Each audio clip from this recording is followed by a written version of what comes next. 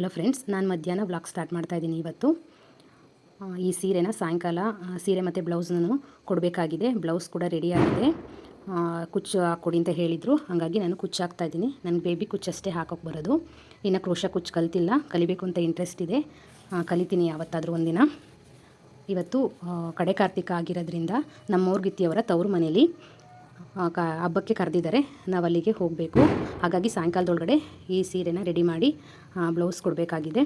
ನಾನು ಅದಕ್ಕೆ ಇದನ್ನು ಕುಚ್ಚು ಹಾಕ್ತಾಯಿದ್ದೀನಿ. ನೋಡಿ, ಬ್ಲೌಸ ಸಿಂಪಲ್ಲಾಗಿ ರೆಡಿ ಮಾಡಿಟ್ಟಿದ್ದೀನಿ. ಇದನ್ನು ಇವಾಗ ಸೀರೆ ಮತ್ತು ಬ್ಲೌಸ್ನೂ ಎರಡೂ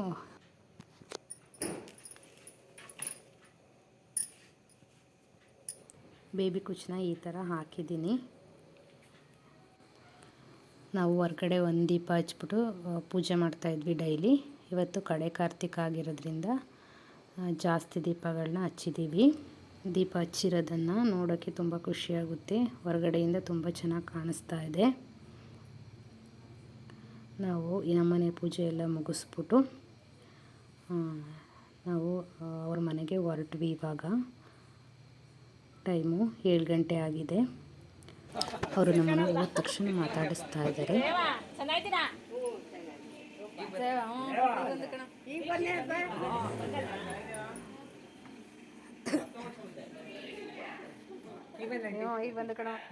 ಎಲ್ಲರೂ ತುಂಬ ಚೆನ್ನಾಗಿ ವೆಲ್ಕಮ್ ಮಾಡಿದ್ರು.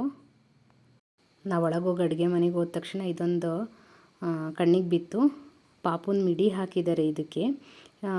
ಮಕ್ಕಳು ಮಿಡಿ ಇರುತ್ತಲ್ಲ, ಅದನ್ನು ವೇಸ್ಟ್ ಮಾಡೋದ್ರ ಬದಲು ಈ ಥರ ಹಾಕಿದ್ರೆ ಮಿಕ್ಸಿನೂ ಗಲೀಜಾಗಲ್ಲ.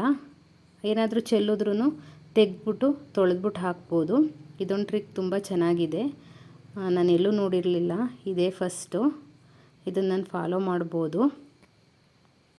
ಇಲ್ಲಿ 2 ಅಣ್ಣ ತಮ್ಮದಿರ ಮನೆ ಇದೆ. ಹಾಗಾಗಿ ನಾವು ಒಂದು ಮನೆಗೆ ಹೋಗಿದ್ವಿ, ಅಲ್ಲಿ ಕಾಫಿ ಕೊಟ್ಟರು. ಇನ್ನೊಂದು ಮನೇಲಿ ಇವತ್ತು ಹಬ್ಬಕ್ಕೆ ಅಡುಗೆ ಎಲ್ಲ ಮಾಡಿದರು. ಈ ಕಾಫಿ ಮಾಡಿದ್ರಲ್ಲ, ಅದನ್ನು ನಾನು ಇಟ್ಕೊಂಡು ಇನ್ನೊಂದು ಮನೆಗೆ ಹೋಗ್ತಾ ಇದ್ದೀನಿ.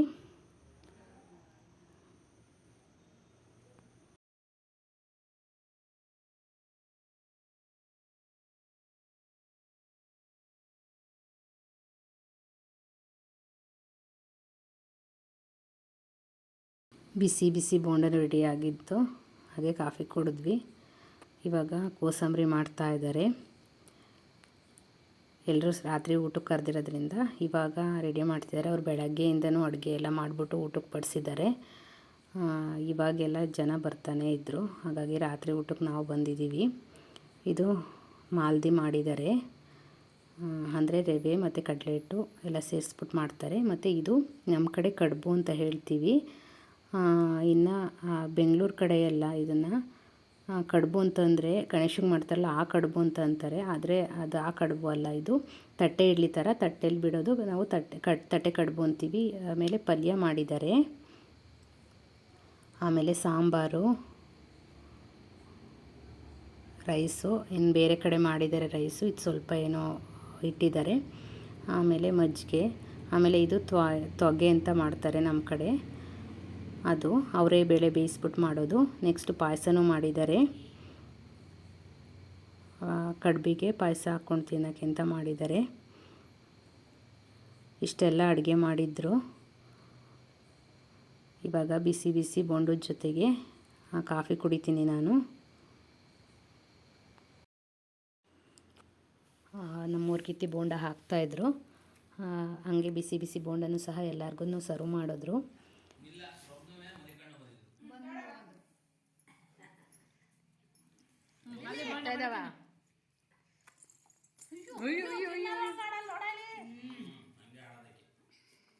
ಸುಡ್ತಾ ಇಲ್ವಾ?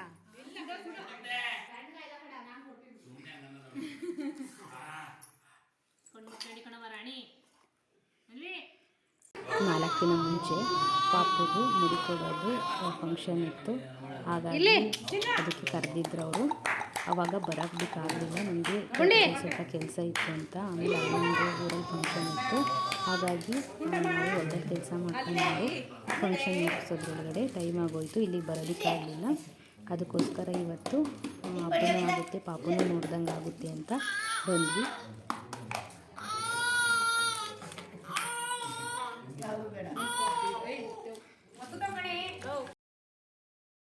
ನಾವು ಪಾಪುನ ಆಟ ಆಡಿಸ್ಕೊಂಡು ಬರೋ ಅಷ್ಟೊತ್ತಿಗೆ ಊಟಕ್ಕೆ ರೆಡಿ ಮಾಡಿದ್ರು.